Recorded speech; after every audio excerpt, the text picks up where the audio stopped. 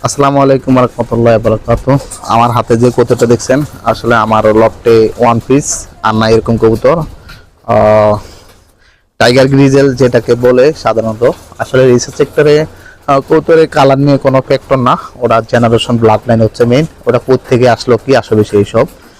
কবুতরটা অনেক সুন্দর আমার কাছে। আজকে 5 বছর চলমান 2021 সালের রিং নাম্বার একটা কবুতর, যেটা আমাদের ক্লাবের ছোট ভাই আনোয়ারের কাছ থেকে আমার নেওয়া।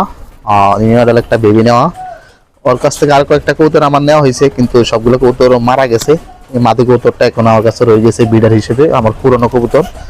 আমার লফটে এখন পর্যন্ত যে কবুতরগুলো আছে, এই মাদি কবুতরটা আর ওর একটা দুটা নর বাচ্চা, ওইগুলো পুরনো। ওর একটা নর বাচ্চা আমার বাসায় এই পর্যন্ত 11টা রেস করা, দুর্দান্ত।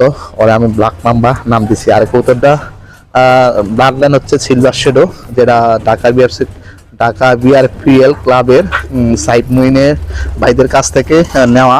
আসলে ওগুলো ফিডিগ্রি নেই, হয়তো যে কোনো কারণে হয় ফিডিগ্রি লস হয়েছে বা দেয় না, কিন্তু কবুতরটা যথেষ্ট ভালো। আর একটা শেপ ছোট মাথার ট্যাপ মাথার একটা মাদি কবুতর। এত পরিমাণে ডিম পারে যেটা বলার বাইরে, কিন্তু ডিমগুলা মিস হয় না। সবগুলা ডিম থেকে কম বেশ বাচ্চা পাওয়া যায়। পুরানো কবুতর, কিন্তু বডি ফিটনেস আলহামদুলিল্লাহ ভালো। রেসার কবুতর যদি বডি ফিটনেস ভালো না হয় তাহলে কবুতর দেখতেও সুন্দর দেখে না, আর ওর ভাইটালিটি বা পারফরমেন্সও তেমন একটা ভালো হয় না।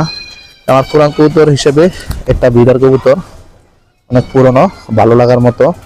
এক পিজে দোয়া করবেন যাতে থাকে। আসলে অনেকের পুরানো কবুতর অনেকে রাখে। আসলে এই কবুতর টাকার কাছে কিছু না, ভালো লাগা থেকে মানুষের লক্ষ লক্ষ টাকা বিভিন্ন কাজে ব্যয় করে ফেলায়, কিন্তু কবুতরের পিছনে ব্যয় করতে তার বিন্দু মাত্র সে তার দেখে না, কিপটামি করে না। তার কি ভালো থাকবেন।